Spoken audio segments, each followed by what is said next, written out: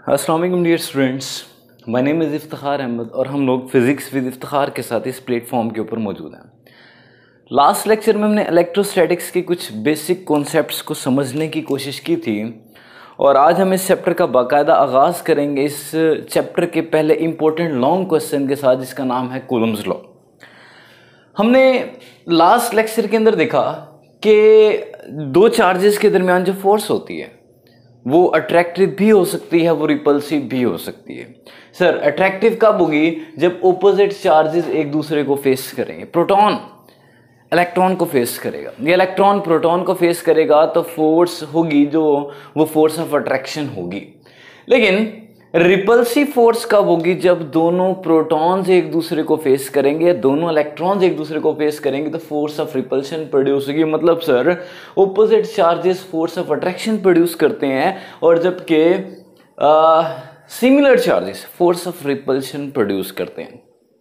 ये था qualitative analysis, यानी फोर्स क्वालिटी के एतबार से दो तरह की हो सकती है, अट्रैक्टिव भी हो सकती है, रिपल्सिव भी हो सकती है। लेकिन सर क्वालिटी हमें पता चल गई, लेकिन फोर्स होगी कितनी, उसका मैग्नीट्यूड कितना होगा, उसकी न्यूमेरिकल वैल्यू क्या होगी, उसको हम क्या कांस्टेंट वैल्यू असाइन करेंगे, ये हमें बताता है कूलम्स लॉ।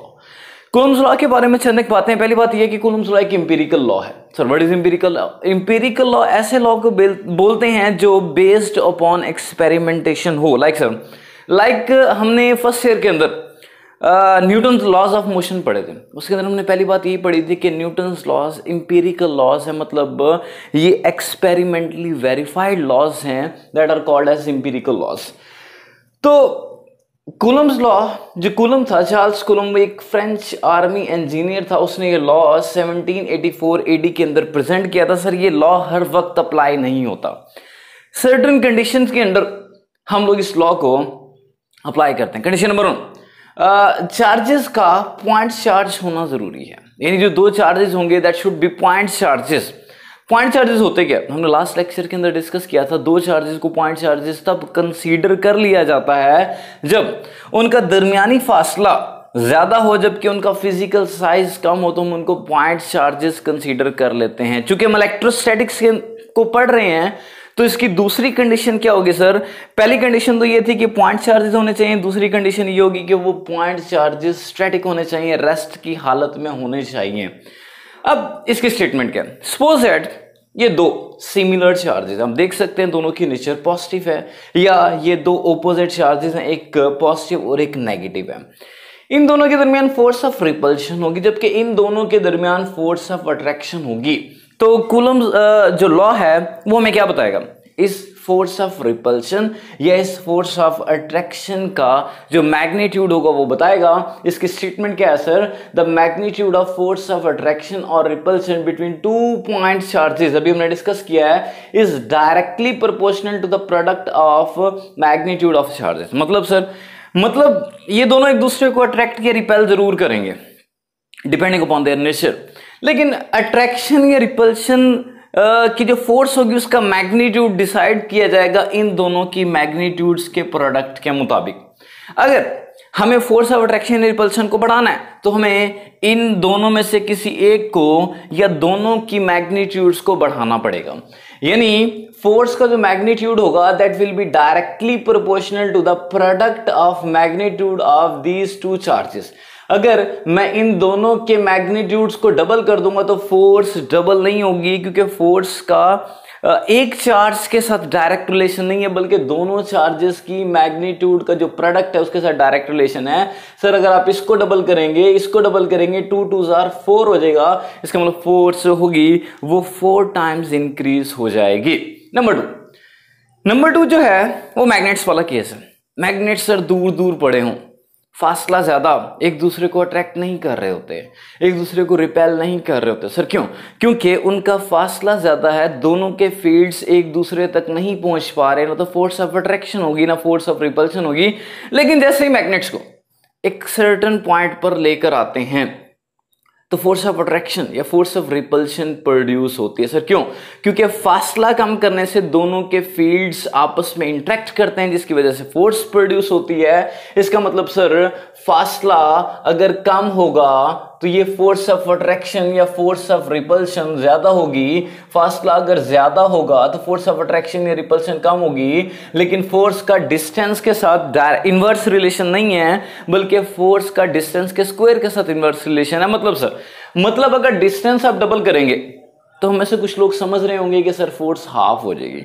फोर्स हाफ नहीं होगी, बल्कि फोर्स 4 टाइम्स रिड्यूस हो जाएगी। मतलब फोर्स 1/4 हो जाएगी, मतलब फोर्स क्वार्टर रह जाएगी, यानी 25% रह जाएगी। क्योंकि यहां पर जब मैं डिस्टेंस को डबल करूंगा 2 का स्क्वायर 4 हो जाएगा, और 4 डिनोमिनेटर में आने का मतलब ये होता है कि ये क्वांटिटी 4 टाइम्स रिड्यूस हो जाएगी। ठीक है, उसके बाद ये दोनों अट्रैक्ट के रिपेल कर रहे हैं हमें depending upon the nature.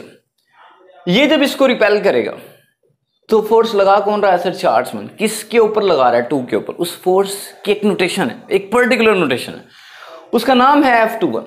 F21 का मतलब सर पहले नंबर पे आ रहा है 2 का मतलब चार्ज 2 है।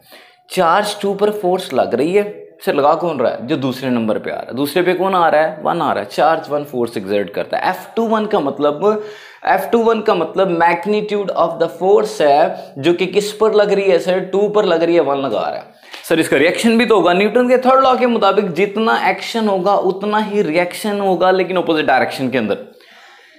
ये इसके ऊपर फोर्स लगाएगा, उसको हमने नाम दिया F21 का। लेकिन सर Q2 भी तो Q1 पे फोर्स लगाएगा। लग किस पे रही है? 1 पे लगा कौन रहा है? 2 लगा रहा है। इस फोर्स का जो मैग्नीट्यूड होगा उसको मैं नाम दूंगा F12 का। F12 क्या है sir? Magnitude of the force है। लेकिन लगा कौन रहा है? 2 लगा रहा है। किसके ऊपर लगा रहा है? 1 के ऊपर लगा रहा है। अच्छा, इसके बाद इन दोनों प्रोपोर्शनैलिटीज को मैं कंबाइन कर लेता हूं। इन दोनों को अगर मैं कंबाइन करूं, फोर्स का इस प्रोडक्ट के साथ डायरेक्ट रिलेशन है, न्यूमरेटर बन जाएगा। इस स्क्वायर ऑफ डिस्टेंस के साथ इनवर्स रिलेशन है, डिनोमिनेटर बन जाएगा। इसको मैंने यहां पर लिख लिया। प्रोपोर्शनैलिटी को इक्वालिटी में बदल के कांस्टेंट लगाया, तो F is equals to constant को हम यहां पर K से शो करते हैं। Sir what is K? K is Coulomb's constant. अगर मैं यहां से K का फॉर्मूला और यूनिट देखूं, तो अगर मैं इस रिलेशन के अकॉर्डिंग K का फॉर्मूला, ताकि मैं यूनिट को डिस्कस कर सकूं, K का फॉर्मूला बनाऊं, तो क्या होगा? R² उस साइड पर जाकर मल्टीप्लाई हो जाएगा, और चार्जेस का प्रोडक्ट या चार्जेस के मैग्नीट्यूड का प्रोडक्ट उस साइड पर जाकर डिवाइड हो जाएगा। ये रिलेशन बन जाएगा। यहां से हम यूनिट लिख लेते हैं K का।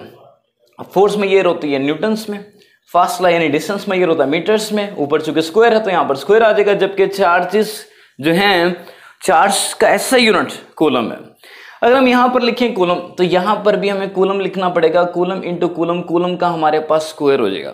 लेकिन अगर मैं इस कूलम स्क्वायर को न्यूमरेटर बना लूं, तो ऊपर जाकर इसकी पावर नेगेटिव हो जाएगी। तो यूनिट क्या बना कूलम्स कांस्टेंट का? न्यूटन मीटर स्क्वायर पर कूलम स्क्वायर इज ऐसा यूनिट ऑफ कूलम्स कांस्टेंट। अब इसके बाद हम देखते हैं कि कूलम्स जो कांस्टेंट K है, इसका जो फॉर्मूला है वो मुख्तलिफ मीडियम्स के अंदर क्या होता है। अभी तक हमारी जो डिस्कशन चल रही है उसके अंदर हमने चार्जेस को फ्री स्पेस के अंदर प्लेस किया हुआ है। और अगर मैं चार्जेस को फ्री स्पेस के अंदर प्लेस करूं, तो कूलम्स कांस्टेंट का फॉर्मूला होता है 1/4 pi epsilon not. Sir what is epsilon not? Epsilon not जो है ये परमिटिविटी ऑफ फ्री स्पेस होती है, इसको भी हम डिस्कस करते हैं। लेकिन ये जो कूलम्स कांस्टेंट K है, ये 2 बातों पर डिपेंड करता है। नंबर वन ये डिपेंड करता है कि आपने जो चार्जेस प्लेस किए हुए उनके दरमियान मीडियम क्या है। क्या फ्री स्पेस है, या कोई भी डाइलेक्ट्रिक आपने प्लेस किया हुआ है, या कोई भी आपने इंसुलेटिंग मीडियम प्लेस किया हुआ है। नंबर 1 ये डिपेंड करता है nature of the medium. Number two system of units in which force, distance and charges are made. अभी हम बात कर रहे थे एसआई यूनिट्स की, यानी अगर इन सब को एसआई यूनिट्स के अंदर मेजर किया जाए तो के का यूनिट ये बनता है, जबकि के की न्यूमेरिकल वैल्यू निकालने का फॉर्मूला हमारे पास ये है। अब यहां पे अगर मैं के का ये जो फॉर्मूला है, ये जो हमने यहां पर लिखा है, इसको इक्वेशन नंबर 3 के अंदर पुट करूं तो फोर्स का जो मैग्नीट्यूड है वो इक्वल आ जाएगा के। सर व्हाट इज के? के is 1/4 pi epsilon naught Q1 Q2 over R square. ये हमारे पास बन गई equation number 4। What is epsilon not? Epsilon not is permittivity of free space. हम आमतौर पर समझते हैं कि परमिटिविटी का मतलब परमिशन है, ऐसा बिल्कुल नहीं है। Permittivity is reciprocal of permission. Permittivity का मतलब परमिशन नहीं है, ये किसी भी मीडियम की इलेक्ट्रिक फोर्स को ब्लॉक करने की सलाहियत होती है, जिसको हम बोलते हैं परमिटिविटी। और परमिटिविटी फ्री स्पेस की सबसे कम होती है। हम देख सकते हैं परमिटिविटी ऑफ फ्री स्पेस सबसे कम है। सर कम कैसे है? क्योंकि इसकी पावर हमारे पास नेगेटिव में आ रही है। नेगेटिव में आने का मतलब वैल्यू का कम होना है। 8.85 इंटू 10⁻12। अच्छा, दूसरी बात, के का परमिटिविटी ऑफ फ्री स्पेस के साथ इनवर्स रिलेशन है। इसका मतलब सर ये है कि इन दोनों के यूनिट्स में भी इनवर्स ताल्लुक होगा। जो कुछ पुरानी टेक्स्ट बुक्स हैं उसके अंदर इन दोनों के यूनिट सेम लिखे हुए हैं, लेकिन आप इन दोनों के यूनिट सेम नहीं लिख सकते क्योंकि इनका डायरेक्ट रिलेशन नहीं है, बल्कि इनका इनवर्स रिलेशन है। तो यूनिट्स को उल्टा दें आप। अगर आप एप्सिलॉन नॉट के यूनिट लिखना चाहते हैं तो के यूनिट को उल्टा दें। सर के का यूनिट क्या है? के का यूनिट है न्यूटन मीटर स्क्वायर पर कूलम स्क्वायर। अगर मैं इसको उल्टा दूं, न्यूटन की पावर +1 है, -1 हो जाएगी। मीटर की पावर +2 है, -2 हो जाएगी। कूलम्स की पावर -2 है तो +2 हो जाएगी। ये हमारे पास परमिटिविटी ऑफ फ्री स्पेस की वैल्यू है, ये इसका यूनिट है। यूनिट भी फ्रीक्वेंटली पूछा जाता है। नंबर 2, सर इसकी वैल्यू इंतहाई कम है। इंतहाई कम होने का मतलब, परमिटिविटी कम होने का मतलब इलेक्ट्रिकल फोर्स को ट्रांसफर होने में मैक्सिमम परमिशन मिलेगी, मतलब इलेक्ट्रिक फोर्स ब्लॉक नहीं होगी। तो परमिटिविटी ऑफ फ्री स्पेस कम है, यानी परमिशन ज्यादा है। अब हम इस के की, जिसको कूलम्स कांस्टेंट बोलते हैं, जिसको हम लोग 10th क्लास में भी पढ़ चुके हैं, इसकी वैल्यू हमने फ्रीक्वेंटली पढ़ी है 9 × 10⁻9। ये आती कैसे? उसके लिए मैं फॉर्मूला आपके सामने यहां पर लिख लिया। के का फॉर्मूला, के की वैल्यू निकाल लेंगे। 1/4 pi. Sir what is pi? 3.14। 4 × 3.14 epsilon naught. What is epsilon naught? Permittivity of free space. इसकी वैल्यू 8.85 × 10⁻12 होती है। अगर मैं इस डिनोमिनेटर को मल्टीप्लाई करूं, तीनों टर्म्स को मल्टीप्लाई करूं, और जब भी कभी पावर 10 की आ जाए तो कोशिश किया करें कैलकुलेटर के अंदर उसको आप ब्रैकेट में लिख के सॉल्व किया करें, अदरवाइज एरर आने का इम्कान ज्यादा होता है। तो यहां पे इन तीनों फैक्टर्स को मैं मल्टीप्लाई कर देता हूं। जो आंसर आएगा उसको मैं 1 से डिवाइड करूंगा, तो 1 से डिवाइड करने पर मेरा आंसर आएगा 9 × 10⁻9। और जो कूलम्स कांस्टेंट है उसका यूनिट हमने यहां पर ड्राइव किया था, न्यूटन मीटर स्क्वायर पर कूलम स्क्वायर। ये हमारे पास के की न्यूमेरिकल वैल्यू विद यूनिट आ गई है। अभी तक इस पूरे व्हाइट बोर्ड के ऊपर मैंने जितनी भी डिस्कशन किया उसके अंदर मैंने फोर्स की मैग्नीट्यूड के ऊपर बात की है, लेकिन सर फोर्स एक वेक्टर क्वांटिटी है। अगर वेक्टर है तो इसकी डायरेक्शन भी होगी, और इसकी डायरेक्शन को डिस्कस करने के लिए हम वेक्टोरियल फॉर्म को डिस्कस करेंगे। उसके लिए पहले मुझे बोर्ड इरेज करना पड़ेगा, उसके बाद हम इसकी वेक्टोरियल फॉर्म को डिटेल में डिस्कस करते हैं। जी स्टूडेंट्स, हमने लास्ट पार्ट के अंदर कूलम फोर्स की मैग्नीट्यूड को बड़ी डिटेल में डिस्कस किया, और हमने कहा कि magnitude of Coulomb's force free space के अंदर इस रिलेशन से मालूम की जा सकती है। सर आपको मालूम चाहिए क्या होगा? हमें नंबर 1, वो जो आपके पास दो चार्जेस हैं जिनके दरमियान कूलम फोर्स मालूम करने जा रहे हैं उनका मैग्नीट्यूड चाहिए होगा। नंबर 2, उन दोनों चार्जेस का दरमियानी फासला भी हमें चाहिए होगा, तो इस रिलेशन को यूज करके कूलम फोर्स के मैग्नीट्यूड को मालूम कर लेंगे। लेकिन सर फोर्स तो वेक्टर क्वांटिटी है, अगर वेक्टर है तो इसका मतलब इसके पास मैग्नीट्यूड के साथ साथ डायरेक्शन भी होगी। अब हम इसकी डायरेक्शन को डिस्कस करेंगे, इसलिए मैंने इसकी हेडिंग क्या दी है कि वेक्टोरियल फॉर्म, यानी या इसकी वेक्टर फॉर्म को हम डिस्कस करने जा रहे हैं। नंबर 2, एक और चीज जो हमने यहां पर प्रूव करनी है वो न्यूटन का थर्ड लॉ है कि दोनों फोर्सेस मैग्नीट्यूड के अंदर बराबर लेकिन डायरेक्शन के अंदर ऑपोजिट होती हैं। मतलब ये कि जो F12 होगा वो F21 के बराबर होगा लेकिन मुखालिफ होगा। नेगेटिव साइन किस चीज को शो करता है कि एक वेक्टर की डायरेक्शन दूसरे वेक्टर के ऑपोजिट होगी। और हमें बड़ी डिटेल में बात की थी कि F12 का मतलब क्या है। सर F12 का मतलब होता है चार्ज 1 पर फोर्स लग रही है और लगा कौन रहा है? चार्ज 2 लगा रहा है। जबकि F21 का मतलब क्या था? हमारे पास चार्ज 2 पर फोर्स लग रही है जबकि चार्ज 1 फोर्स एक्सर्ट कर रहा है। तो अगर हम यहां पर F12 और F21 के रिलेशंस देखें इन टर्म्स ऑफ वेक्टर्स, तो सर हमने पढ़ा था कि वेक्टर जो होता है उसके पास मैग्नीट्यूड और डायरेक्शन होती है, और डायरेक्शन को डिस्क्राइब करने के लिए जिस वेक्टर का सहारा लिया जाता है that is called as unit vector. Unit vector का कॉन्सेप्ट हमने फर्स्ट ईयर के अंदर चैप्टर नंबर 2 के अंदर डिटेल में पढ़ा था। सर यूनिट वेक्टर की खास बात क्या होती है, वहां पर हमने जो यूनिट वेक्टर्स पढ़े थे आई, जे, के, एन, आर, इसके अलावा आप कोई भी यूनिट वेक्टर यूज कर सकते हैं, लेकिन सर यूनिट वेक्टर की खास बात ये होती है कि इसका मैग्नीट्यूड मतलब न्यूमेरिकल वैल्यू 1 होती है, यानी यूनिट होती है।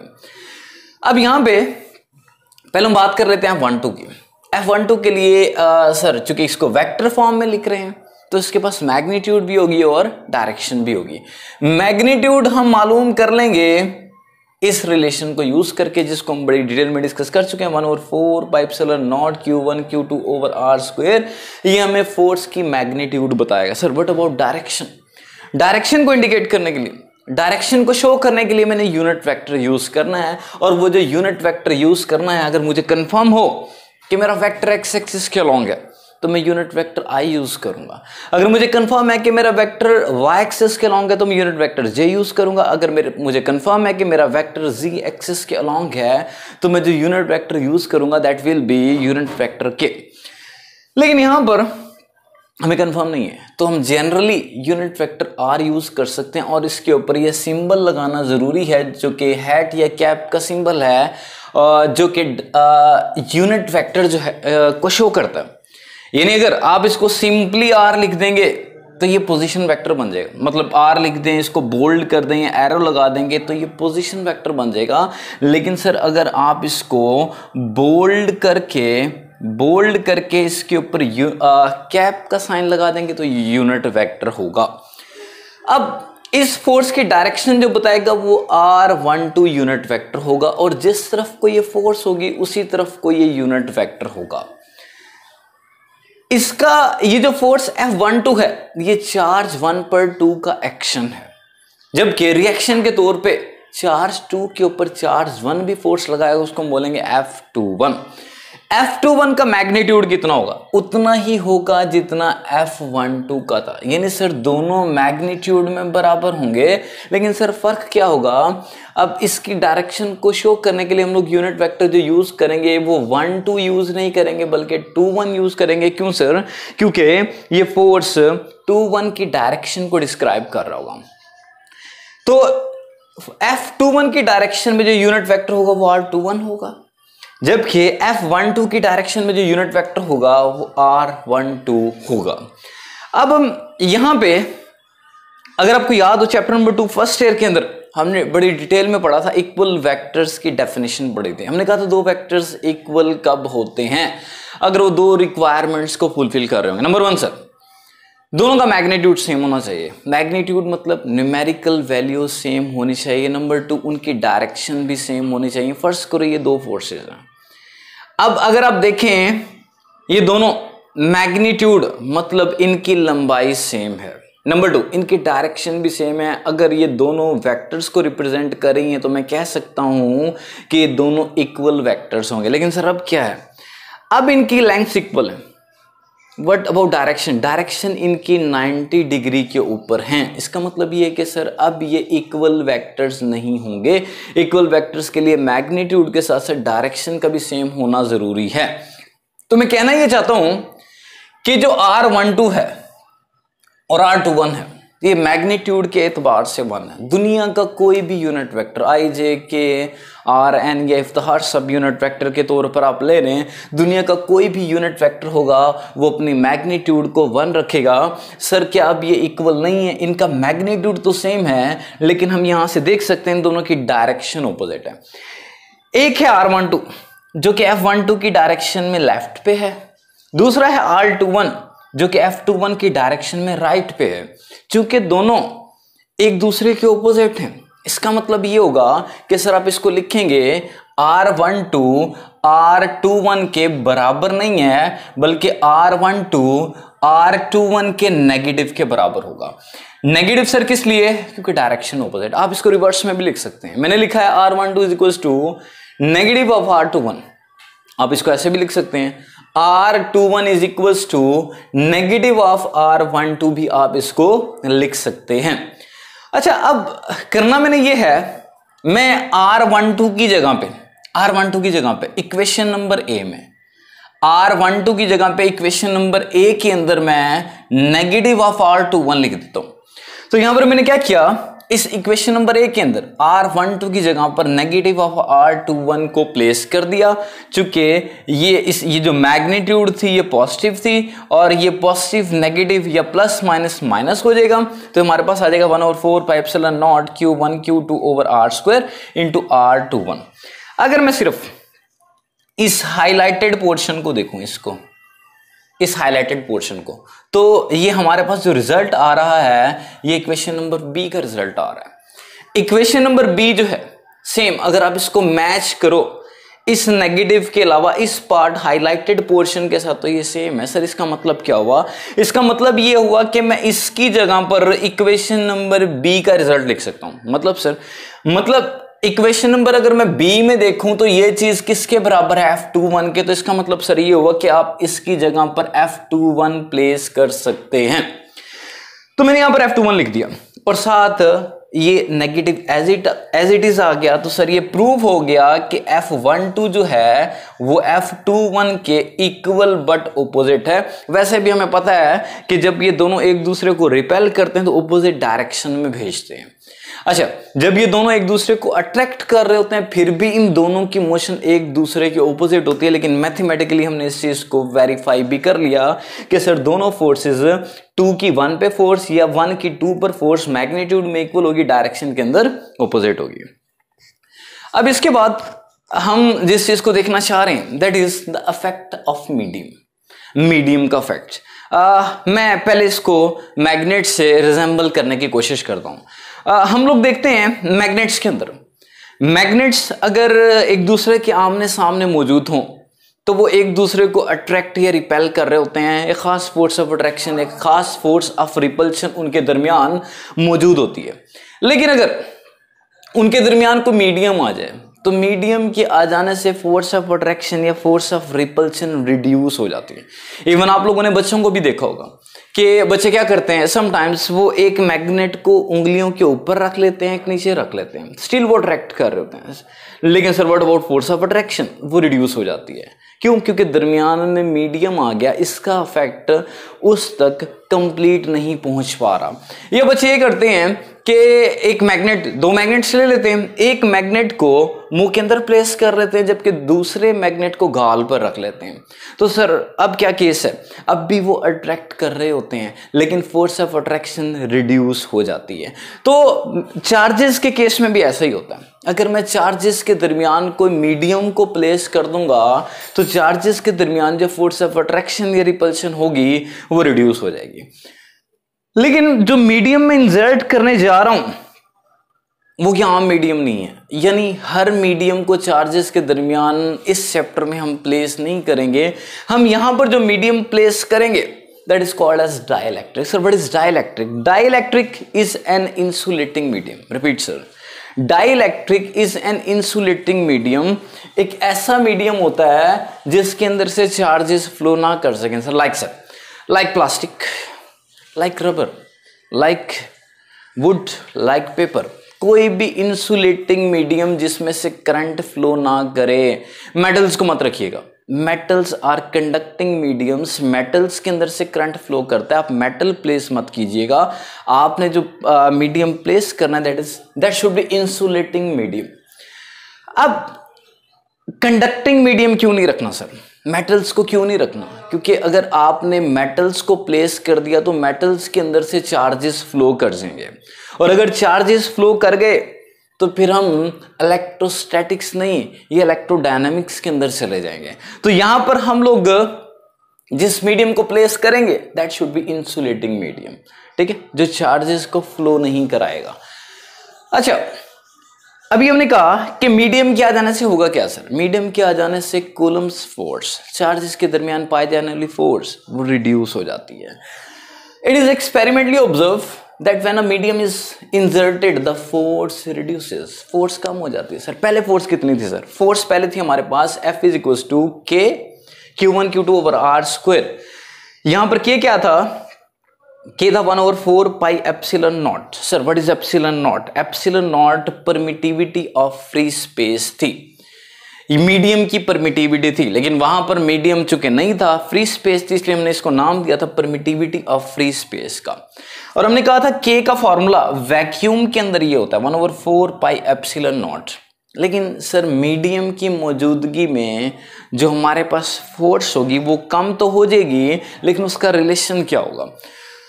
पहले जो फोर्स थी उसको हमने एफ से शो किया था, लेकिन अब जो फोर्स होगी मैं उसको शो करूंगा एफ डैश से। अभी जो एफ डैश होगी ये होगी, इसको एफ डैश भी बोलते हैं, आप चाहे इसको एफ मीडियम भी बोलते हैं, इसको सिंपली एफ भी बोलते हैं, आप चाहे तो इसको एफ फ्री स्पेस या एफ वैक्यूम भी बोल सकते हैं। तो एफ डैश या एफ मीडियम किसके बराबर आ जाएगा? के Q1 Q2 over r square. Sir अब के की वैल्यू चेंज हो जाएगी, बिल्कुल के की वैल्यू चेंज हो जाएगी। Sir what about this value? ये जो के की वैल्यू है, ये के का फॉर्मूला, ये के की वैल्यू फ्री स्पेस के अंदर है, लेकिन अगर कोई डाइलेक्ट्रिक मीडियम आ जाएगा तो के का फॉर्मूला ये नहीं रहेगा, बल्कि के का फॉर्मूला चेंज हो जाएगा। सर के का फॉर्मूला क्या होता है? 1/4 pi into permittivity of that medium. Sir यहां पर क्या था? यहां थी फ्री स्पेस, तो हमने यहां पर लिखा था परमिटिविटी ऑफ फ्री स्पेस, लेकिन यहां पर कोई मीडियम आ गया तो ये क्या कहलाएगी? Permittivity of that medium. थोड़ा सा फर्क है, ज्यादा नहीं है। तो sir what about permittivity of medium, ये हम कैसे मालूम करेंगे? इसको मालूम करने का जो मेरे पास तरीकाकार है वो ये है कि हम लोग करते ये हैं, समटाइम्स कुछ चीजों को डिस्कस करने के लिए या कुछ चीजों की वैल्यूज बताने के लिए कंपैरेटिव एनालिसिस यूज करते हैं। मतलब सर, मतलब ये कि मैं ये कहता हूं कि मेरे पास दो स्टूडेंट्स हैं, एक का नाम है वकास और दूसरे का नाम है काशिफ। अब मैंने वकास साहब से पूछा कि आपके पास कितनी अमाउंट है, तो उसने मुझे बताया कि सर मेरे पास 100 रुपीज हैं, 100 रुपीज है। मैंने काशिफ साहब से पूछा कि आपके पास कितनी अमाउंट है, उसने मुझे अपनी अमाउंट नहीं बताई।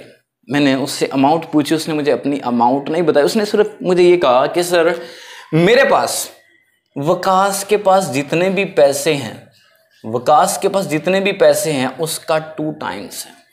मतलब अमाउंट नहीं बताई, लेकिन हमने क्या किया, किसी के रिलेटिव उसकी वैल्यू डिटरमिन कर ली। अब वकास के पास कितने थे? 100, उसको 2 से मल्टीप्लाई किया, हमारे पास किसके पैसे आ जाएंगे?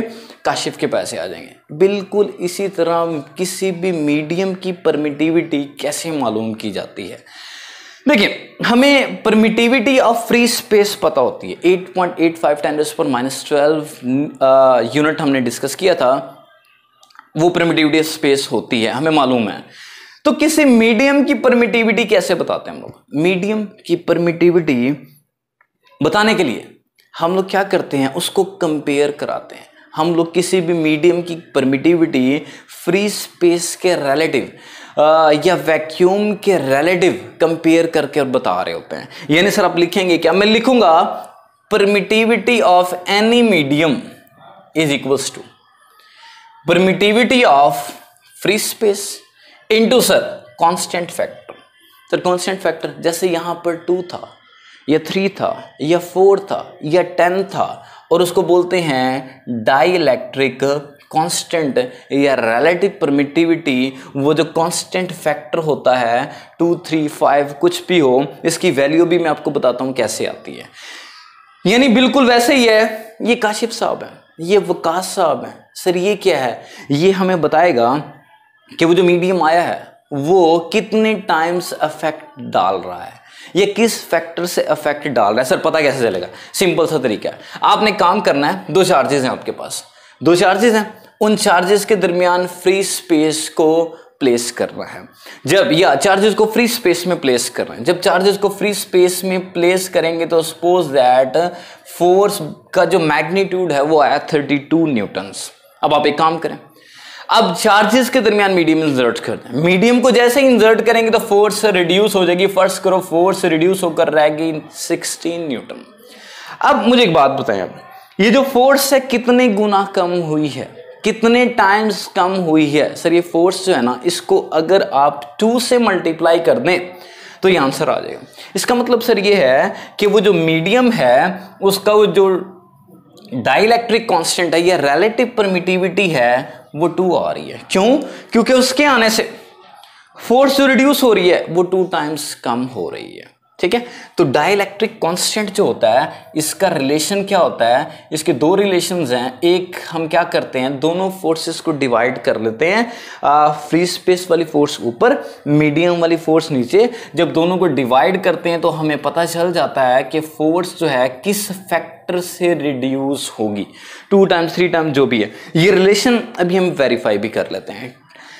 तो सर इसका मतलब ये हुआ कि ई मीडियम जो होगी वो किसके बराबर होगी, E free space into that factor, और वो जो फैक्टर होगा that is called as dielectric constant, जिसको हम एप्सिलॉन आर से शो करते हैं, या इसको रिलेटिव परमिटिविटी भी कहा जाता है।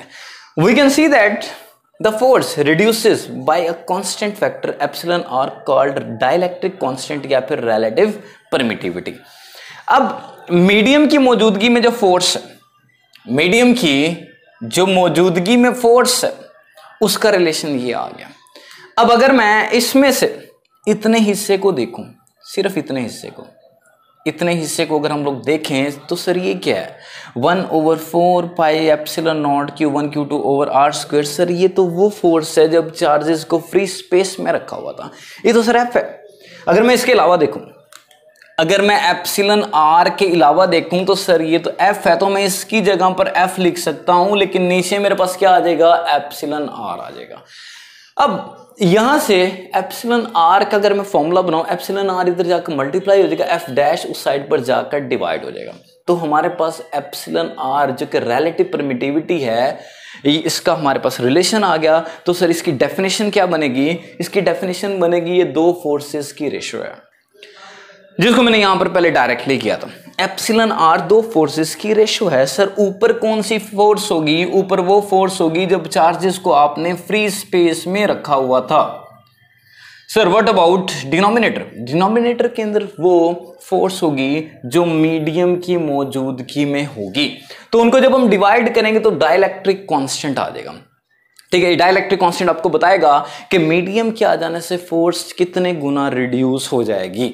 अच्छा, अब इसका यूनिट सर क्या होना चाहिए, इसका यूनिट नहीं होता, relative permittivity of free space का होता है, लेकिन सर रिलेटिव परमिटिविटी का यूनिट क्यों नहीं होता, क्योंकि ये रेशियो है। सर ऊपर फोर्स है, फोर्स किस में होती है, न्यूटन्स में होती है, नीचे फोर्स है, ये किस में होगी, न्यूटन्स में होगी, न्यूटन को कैंसिल कर देगा। तो रिलेटिव परमिटिविटी की मैंने डेफिनेशन यहां पर लिखी हुई है। सर ये रेशियो है 2 फोर्सेस की, कौन सी फोर्स, एक वो जो फ्री स्पेस की मौजूदगी में, दूसरी वो जो मीडियम की मौजूदगी में है। अच्छा, इसका एक और भी इसकी डेफिनेशन बन सकती है। हमने जो परमिटिविटी ऑफ मीडियम का फॉर्मूला अभी यहां पर लिखा था, permittivity of free space into that constant factor, जिसको आप रिलेटिव परमिटिविटी बोलते हैं। यानी ये जो परमिटिविटी ऑफ मीडियम होती है, परमिटिविटी ऑफ फ्री स्पेस और वो डाइलेक्ट्रिक कांस्टेंट आ जाता है। अगर मैं यहां से इसको डिफाइन करना चाह रहा हूं तो एप्सिलॉन नॉट उस साइड पर जाकर डिवाइड हो जाएगा। तो सर ये परमिटिविटी और रिलेटिव परमिटिविटी की वो डेफिनेशन क्या बनी, permittivity of medium divided by permittivity of free space, इसको क्या कहा जाता है, रिलेटिव परमिटिविटी कहा जाता है। अब स्टूडेंट्स, रिलेटिव परमिटिविटी, ये डाइलेक्ट्रिक कांस्टेंट की वैल्यूज के बारे में बड़े इंपॉर्टेंट एमसीक्यूज हैं जो कि बोर्ड में भी पूछे जाते हैं और एंटी टेस्ट के अंदर भी पूछे जाते हैं। पहली बात, ये जो रिलेटिव परमिटिविटी है इसकी वैल्यू हमेशा ग्रेटर देन 1 होती है। सर किसके लिए, for any dielectric other than free space या वैक्यूम, वैक्यूम या फ्री स्पेस के अलावा कोई भी डाइलेक्ट्रिक आप इंसर्ट कर लें तो ये एप्सिलॉन आर की वैल्यू, जिसके 2 फॉर्मूले हैं, एक ये है और एक ये है, इसकी वैल्यू जो होगी 1 से ग्रेटर होगी। सर क्यों, क्योंकि जब आप मीडियम इंसर्ट करेंगे तो आपको पता है फ्री स्पेस वाली फोर्स हमेशा ज्यादा आएगी और मीडियम वाली फोर्स हमेशा कम आएगी। और मैथमेटिक्स के अकॉर्डिंग अगर न्यूमरेटर बड़ा है और डिनोमिनेटर छोटा है तो आंसर हमेशा ग्रेटर देन 1 होता है। हाँ, अगर न्यूमरेटर छोटा हो डिनोमिनेटर बड़ा हो तो आंसर जो होता है लेस देन 1 होता है, और जब ये दोनों बराबर हो सर तो 1 होता है। तो सर इसका मतलब आप कहना ये चाह रहे हैं कि ये चीज हमेशा जो है बड़ी होगी और ये हमेशा छोटी होगी, बिल्कुल बड़ी होगी, क्योंकि फ्री स्पेस में फोर्स ज्यादा होती है, मीडियम में फोर्स कम होती है। जब न्यूमरेटर बड़ा डिनोमिनेटर छोटा तो आंसर हमेशा ग्रेटर देन 1 आएगा। तो point number 1। Point number 2, relative permittivity की वैल्यू 1 होती है। सर कब? सर फ्री स्पेस की मौजूदगी में। अगर फ्री स्पेस होगी तो सर तो 1 होगी। क्यों? क्योंकि ऊपर भी फ्री स्पेस है और नीचे भी मैं मीडियम के तौर पे फ्री स्पेस को ही ले रहा हूं, तो ऊपर और नीचे वाली वैल्यू सेम होगी, कैंसिलेशन हो जाएगी, डाइलेक्ट्रिक कांस्टेंट की वैल्यू 1 आ जाएगी। नंबर 3, ये जो डाइलेक्ट्रिक कांस्टेंट है, ये रिलेटिव परमिटिविटी है, इसकी वैल्यू एयर के लिए 1.0006 होती है। ये भी आपने एमसीक्यूज के लिए याद रखनी। आखिरी इंपॉर्टेंट एंट्री टेस्ट का पॉइंट है, एप्सिलॉन आर डाइलेक्ट्रिक कांस्टेंट की वैल्यू इन्फिनिटी होती है। सर किसके लिए? मेटल्स के लिए। मेटल्स के लिए इन्फिनिटी कैसे होगी?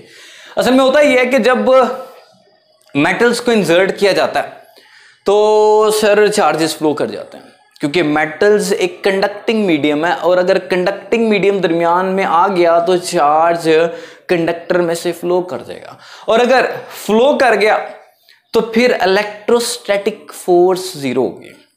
जब इलेक्ट्रोस्टैटिक फोर्स 0 होगी, मेटल के प्लेस करने पर, मेटल को एज अ डाइलेक्ट्रिक प्लेस करने पर इलेक्ट्रोस्टैटिक फोर्स ना रही, क्योंकि चार्ज क्या कर गया? फ्लो कर गया, तो वो इलेक्ट्रोस्टैटिक फोर्स नहीं। स्टैटिक के लिए चार्ज का रेस्ट में होना जरूरी है। तो सर इस फैक्टर को आप क्या लिखेंगे? मैं इसको लिखूंगा 0। मेटल्स के केस में f'0 लिखूंगा, और जब मैं f'0 लिखूंगा, any number divided by 0 is equal to infinity. अगर न्यूमरेटर 0 हो तो आंसर 0 आता है, लेकिन सर अगर डिनोमिनेटर 0 आ जाए तो अनडिफाइंड या इनफाइनाइट हो जाएगा।